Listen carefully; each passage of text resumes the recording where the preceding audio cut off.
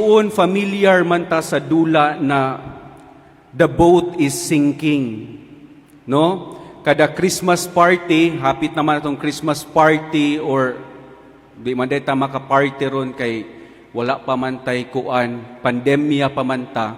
Pero in our experiences in the past, we were able to encounter the game, the boat is sinking. Simple ra kayo ang mechanics nining dulaa, di ba? Group yourselves according to age. Or the boat is sinking, group yourselves into 5. Or group yourselves according to your height, according to beauty, according to your unsa pa man talent. Pero mga igsuon, if we try to reflect in the reality of our lives, makaingon ta nga whole of our life is like the game, the boat is sinking. Ngano man, because there is always the tendency in us to group ourselves according to our affiliations. Aside from grouping ourselves into our families, we have the tendency to group ourselves according to our interests, our talents, our workplaces, and etc. Bisan gani dinhi sa simbahan, we see a lot of groupings. Adunay mga extraordinary ministers of the Holy Eucharist. Adunay grupo sa mga lectors. Adunay grupo sa mga choir ug uban pa. There is nothing wrong with grouping ourselves according to our interests and affiliations. Ngano man, because when we group ourselves accordingly, that means we are involving ourselves in a group that shares a common vision, at the same time, a common goal of improving whatever we have as a group. But in line of our readings for today, my dear brothers and sisters, we are also reminded of a tendency, a not so good tendency, a very unchristian tendency whenever we group ourselves. Sometimes, the capacities we have as a group are license for us to cancel others.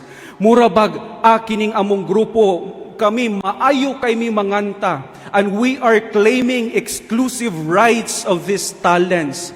So maubitaw kung adunay mga dili nindot mo kanta, usami sa mga grupo nga mubash kanila.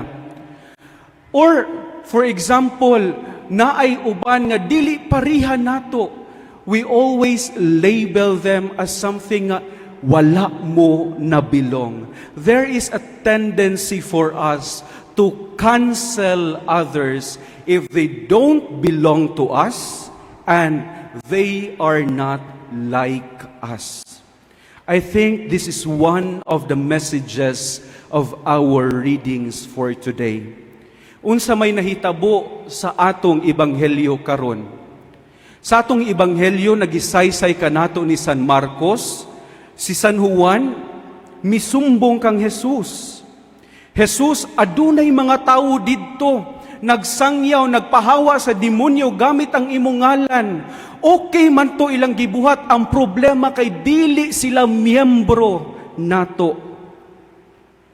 The intention of good is good, but what is wrong is that they don't belong to the group. This is also our tendency, my dear brothers and sisters. Aduna tay mga igsuon palibot nato nga maayo og mga tinguha, apan tungod kay dili sila miyembro sa atong circle, we do not value what they are preaching. Namurabag, we have the tendency to believe that the grace and power of God is only within our circle, is only within the religion that we profess. Maupod ni ang nahitabo sa atong unang pagbasa karon. Unsa may nahitabo? Si Josue misumbong gihapon kang Moses. Lord or Sir, aduna po'y mga tao dito nga nahimong propeta. Nya nakatimaan ko nga ang ato rabiyang grupo mo'y ginaugan sa espiritu sa pagkapropeta. Pero nganong nagsangyaw man sila mahitungod sa Ginoo, buyaga sila, Sir. The same good intention, proclaiming the message of God, yet they don't belong to the group of Moses. And so Joshua told Moses nga buyaga sila. There is a very likelihood in our experience, my dear brothers and sisters.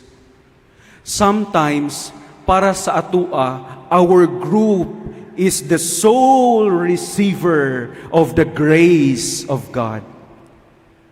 But our readings, our first reading, our gospel is reminding us that the grace of God can work in each one of us. Nga ikaw ug ako magkalain-lain man kitag pagtuo, magkalain-lain man kitag estado sa kinabuhi, dili man kita magkagrupo, ginasahan kita sa Dios. Ang importante, gamiton nato kini alang sa Dios. Kay ang tanan nga dili batok sa Dios, para sa Dios. Mga igsuon, nindot kaayo pod pamalandungon kung atong ipadayon ang pagbasa nato sa atong ebanghelyo. Unsa man ang giingon ni Jesus sa atong ebanghelyo karon, mipadayon siya. Kamo kung kanang inyong mga mata, kung kanang inyong tiil, kung kanang inyong baba, kung kanang inyong kamot, mo na hinungdan para makapahimulag kamo kanako, pues pamutla o paglugita ka na. Kay mas maayo pa nga magpadayon mo paglawig sa inyong kinabuhi nga usara ang mata apan dili ka mo matambog dito sa impyerno.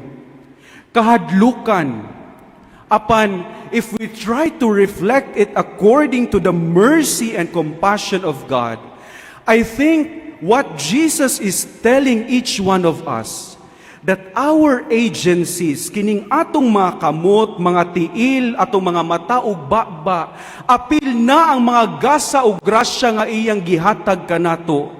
Jesus is reminding us of the very purpose why they are given to us. And what is that purpose? In order for us not to be separated from Christ.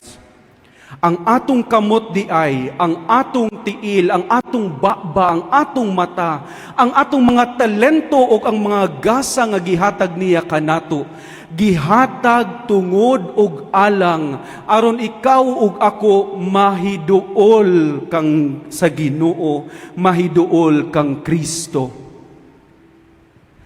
We are gifted because God wants us to use them for His glory, for us to improve our relationship with Him.